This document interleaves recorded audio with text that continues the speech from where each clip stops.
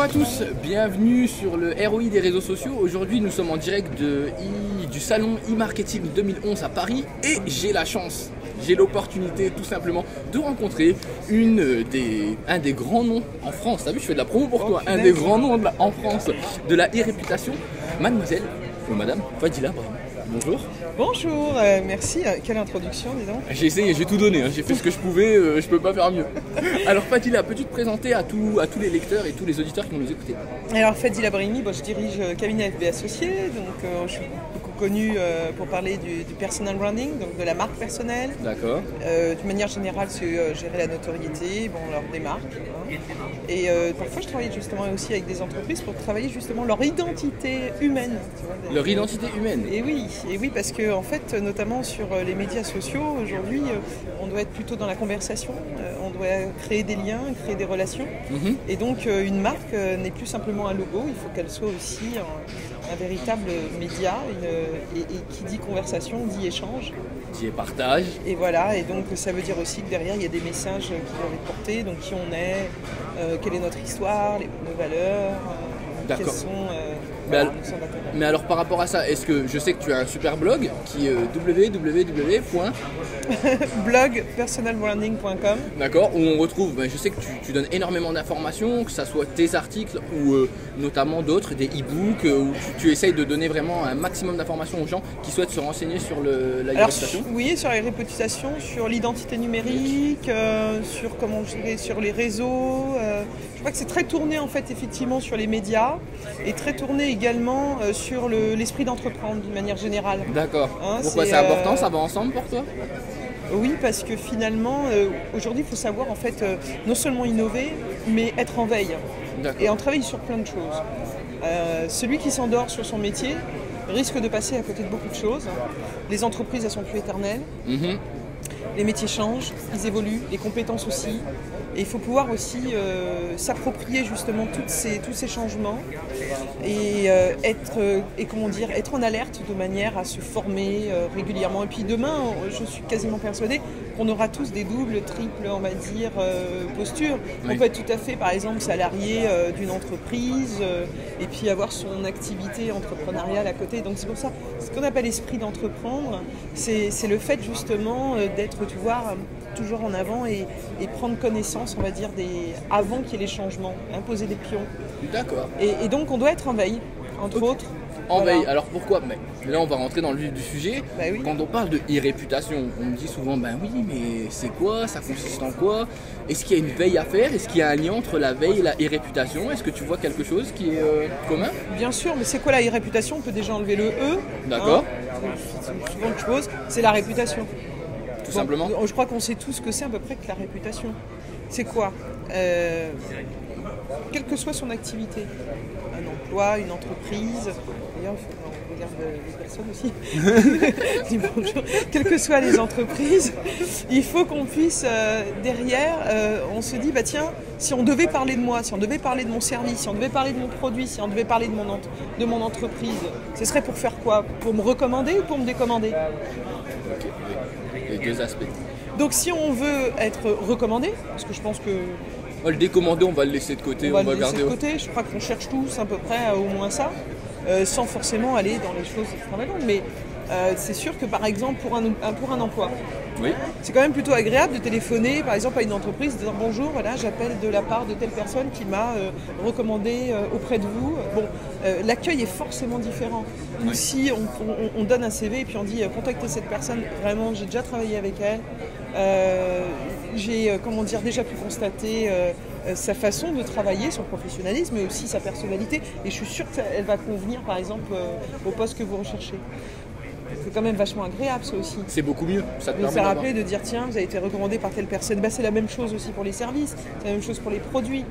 Quand on a un souci quelconque, ne serait-ce que de voiture ou autre, on demande à son entourage, on lui dit avez-vous un professionnel à me recommander? Donc c'est un terme qu'on utilise souvent. Cette recommandation, elle se faisait d'un point de vue verbal. Comme une sorte de networking. Elle pouvait se faire d'un point de vue écrit, et l'écrit avait une portée limitée, géographique et spatiale. Et aujourd'hui, elle a une portée digitale. On dit, on va dire sur le web aujourd'hui, le fait que l'on parle de certaines personnes, le fait qu'on les recommande, et ben on le fait à travers des écrits, à travers des vidéos, à travers des images, à travers tout simplement les boutons I like, le bouton où dans les profils sociaux, vous avez des recommandations, vous avez des témoignages de personnes qui peuvent aussi dire qu'ils attestent qu'ils ont travaillé avec vous, etc. C'est ça les réputations, on va dire, ce qu'on connaît dans la vie de tous les jours et qui est transposé sur le web. Et quand on sait qu'aujourd'hui le premier média c'est Internet, et quand on sait que 67% des personnes aujourd'hui, des internautes, quand ils tapent quelque chose sur Internet, recherchent le nom d'une personne ou d'une marque, et quand on sait aussi qu'un acheteur qui, avant d'acheter, va d'abord sur Internet pour comparer des prix, comparer des services, comparer des produits, quand on sait tout ça, on ne peut pas ignorer que la référence de sa réputation finalement et de sa notoriété, c'est entre autres ce premier média. Mais est-ce que toi, tu as eu l'occasion de voir les entreprises, les personnes, est-ce que les personnes en sont conscientes et est-ce que réellement elles voient l'impact que ça peut avoir ? Alors d'abord, en fait, en France, je crois que c'est surtout vu de manière défensive, c'est très vu du côté négatif. C'est d'abord, il faut que je fasse attention à mon irréputation, c'est on va dire quelque chose de mal de moi, ou on va dire il va m'arriver quelque chose de catastrophique. Donc on voit d'abord en fait cet aspect-là, c'est-à-dire j'ai l'impression que beaucoup ont cette approche en fait de l'irréputation comme étant en fait c'est quelque chose de négatif sur lequel il faut se défendre. Donc soit on va se prémunir, soit on se défend après coup. Donc il y a beaucoup d'entreprises d'ailleurs qui se défendent après coup. Oui, parce qu'en fait, des fois, il y a des forums et il y a des choses qui se disent, on le voit bien encore récemment. Bon, c'est malheureux pour cette histoire-là pour Quick, mais on voit bien qu'il y a des déchaînements. On a eu ça sur Guerlain, on a eu ça sur Minot. Il y a beaucoup d'entreprises qui ont vécu ça, KitKat aussi. Oui. Donc, voilà. Gros cas, Nestlé aussi. Nestlé, même Total. Bon, toutes les entreprises de toute façon peuvent être un jour amenées en fait surtout les entreprises qui sont sur des sujets sensibles. Oui. Bon. Mais on peut aussi voir dans l'effet inverse. C'est-à-dire au lieu de voir le côté négatif, on peut voir aussi en quoi la réputation, si je m'en charge, comment je peux en fait aujourd'hui construire justement ma notoriété de manière positive. Et c'est pas forcément inventé, mais c'est avoir des réflexes. Ouais, c'est pour ça que je voyais venir le truc. Non, c'est pas forcément inventé, mais c'est des réflexes qu'on n'a pas, et qu'on n'a pas même déjà en tant que salarié. Moi, je rencontre plein de salariés, je m'aperçois que, par exemple, si on leur dit qu'est-ce que vous avez travaillé sur un projet durant votre fonction ? Oui, c'était sur ça. Vous avez quelque chose à montrer ? Ah bah oui, c'est au bureau ou c'est dans le disque dur. Non, mais est-ce que vous avez un document ? Est-ce que vous avez... Non, on ne capitalise pas. Donc déjà, ça me semble important. Quelle que soit en fait son activité, c'est aussi de capitaliser sur des choses que l'on fait. D'accord. Quand tu dis capitaliser, est-ce que c'est le fait de juste les garder et de les mettre en avant ? De mettre sur la toile en fait ce qu'on a fait de bien, de bénéfique. Tu vois un exemple, tu te déplaces à Paris, tu as envie d'aller au salon e-marketing, parce que tu viens te nourrir, pendant ce temps-là tu en profites pour rencontrer des personnes avec qui tu as pris des rendez-vous, comme moi, donc je suis ravie. Tu fais des interviews sur un sujet qui t'intéresse, mais en même temps, pourquoi tu fais l'interview ? C'est aussi parce que tu vas partager et que finalement, là où tu t'es nourri, tu te dis, tiens, ça peut aussi permettre aux autres. Mais en même temps, qu'est-ce que ça montre de toi ? C'est aussi une manière de montrer, en tout cas, aujourd'hui, que tu t'intéresses à ces sujets-là, tu vois ? Et à travers tes questions, on voit bien que tu as commencé déjà à t'y intéresser, que tu comprends, on va dire, quels sont peut-être les enjeux, etc. Donc c'est une bonne manière d'être dans la démonstration de tes compétences, on va dire, ou tes centres d'intérêt, tout en étant dans le partage. Et donc voilà, donc c'est un petit peu ça. Alors, ça peut prendre des formes diverses. Oui. Par exemple, est-ce que, là tu vas me donner l'exemple avec la mienne, est-ce que tu vois une autre forme, par exemple, comment ça pourrait être pour un étudiant ? Moi je prends toujours l'exemple, il n'y a pas longtemps j'étais en études, comment tu ferais pour un étudiant pour pouvoir réellement se mettre un petit peu plus en avant ? Alors déjà avant de se mettre en avant, il faut déjà soigner le profil. D'accord. Parce que une chose que j'ai remarqué très souvent, alors c'est pas le cas de tous les étudiants, mais on a une vision forcément des réseaux, un côté social, côté sympa, peut-être ludique, et pas forcément le côté professionnel. Ah, intéressant. D'accord. Tu peux m'en dire plus ? Moi à chaque fois que j'interviens auprès d'étudiants, je m'aperçois qu'il y en a beaucoup qui connaissent par exemple Facebook, j'ai rien à leur apprendre. L'utilisation des pseudos, il n'y a aucun souci. Qui savent qu'il faut faire attention sur les paramètres, ça aussi ils le savent. Mais quand je commence à leur parler de LinkedIn, de Tiadeo, de QQ, d'Orkut, et là ils me regardent en me disant c'est quoi tout ça? Je dis bah, ça c'est des réseaux professionnels. Ce que vous faites par exemple avec vos amis, en fait, vous pouvez aussi le faire, mais sur un aspect professionnel. Est-ce que là déjà au sein de votre classe, vous êtes tous en réseau? Est-ce que vous êtes tous connectés? Ah, et ouais, il y a des classes, des fois, très souvent, oui, enfin sur Facebook, non, mais je veux dire, allez sur un réseau social professionnel, sur un réseau professionnel, et connectez-vous parce que votre premier réseau, c'est les gens que vous connaissez, aujourd'hui, notamment. Parce que demain, vous allez tous sortir de cette école et avoir des fonctions, des postes, voilà. Donc déjà, de s'appuyer là-dessus. La seconde chose, c'est sur le profil. Pas essayer de répéter le CV, ça sert à rien sur les réseaux, c'est super ennuyant. Ah, c'est la même chose, c'est vrai. Voilà, donc il faut travailler sa bio. Et puis aussi savoir les techniques de valorisation, ça aussi. Ah. C'est comment je valorise toutes mes expériences. D'accord. Donc très souvent je fais ça avec les étudiants, on leur dit bon alors vos expériences, alors ouais, ils me disent expériences professionnelles, j'en ai plus ou moins, mais pas beaucoup. Ouais. Ok, vous êtes sûr? Vous n'avez jamais, je sais pas moi, contribué à rénover l'appart d'un ami ou à garder des enfants ou organiser un événement dans une assoce ah bah si, ouais, alors? Oui, mais bon, ça c'est dans le cadre de... Bah oui, mais c'est important quand même. C'est une forme d'activité. Et à travers cette activité, vous pouvez parler de vous. Donc, par exemple, si vous avez organisé un événement, là, je vais les chercher. Bah oui, c'est un événement, sur combien de temps? Vous avez mis combien de temps pour le préparer? Et c'était quoi cet événement? Ça a mobilisé combien de personnes? Sur combien de jours? C'était quoi le résultat? C'était quoi l'enjeu? Qu'est-ce qu'il a fallu déployer comme compétences pour le faire? Et puis là, d'un seul coup, il s'aperçoit que peut-être qu'il n'était pas rémunéré, mais... Ouais. Il a quand même donné, il y a quelque chose à ressortir de ça. Ok, et à travers cela, et ben en fait, c'est qu'est-ce que vous aimez, vous préférez là, à travers cela? C'était travailler en équipe, vous étiez plutôt l'organisateur ou plutôt l'animateur? Vous étiez plutôt celui qui faisait le gestionnaire? Vous étiez plutôt celui qui imaginait, je sais pas moi, le chemin, le cursus, la map, etc. et tout. Et donc en travaillant comme ça, là aussi c'est pareil, ça dénote de la personnalité. D'accord, ok. Et donc c'est un bon moyen aussi de le faire. Et ça, on peut le partager, ça. Et c'est pas parce qu'on parle pas que professionnel que pour autant ça ne donne pas des indications sur ses qualités personnelles. Ce qui est aussi important dans ton réseau professionnel, les qualités personnelles que tu vas mettre en avant sont aussi importantes que tes expériences. Voilà. Et puis aussi, quand quelqu'un me dit, bah moi je suis fortement intéressé, je sais pas moi, par le développement durable, et que je vais sur le profil et que je vois qu'il est inscrit dans aucun groupe de développement durable, elle dit il va pas au bout de son centre d'intérêt. Et donc il faut être aussi inscrit dans des hubs et des réseaux et qui sont en fait en lien avec le métier qu'on aspire et les secteurs d'activité aussi, voir la zone géographique. Alors je suis vraiment content parce que il y a quelqu'un qui m'a dit ça juste avant qui s'appelle Jean-Christophe Anna et c'est vraiment les mêmes propos, donc ça fait vraiment plaisir de l'entendre. C'est vrai.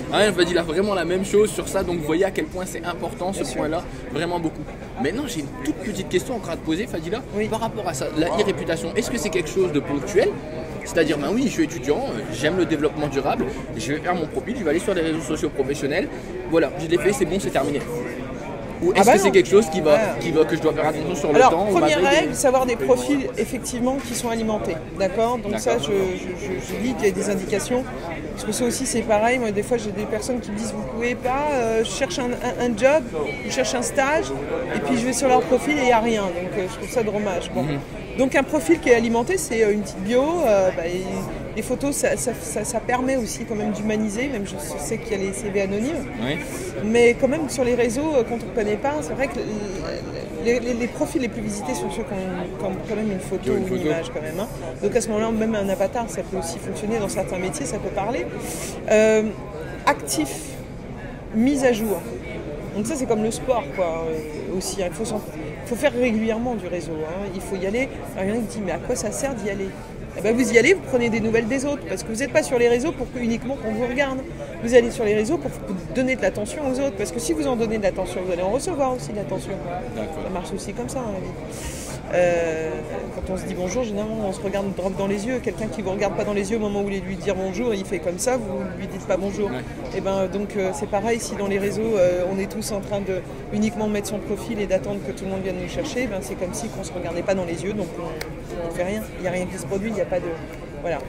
Donc il faut être actif et aller régulièrement, faire attention, on va dire, aux autres, c'est de prendre des nouvelles, donc de voir un petit peu qu'est-ce qu'ils ont posté, quelle est leur actualité, éventuellement commenter, éventuellement partager quelque chose qui peut être intéressant, soit parce qu'on l'a découvert pour nous-mêmes, soit on l'a découvert et on pense que ça peut être intéressant pour quelqu'un d'autre, une enquête, une étude, je ne sais pas, une offre d'emploi ou autre.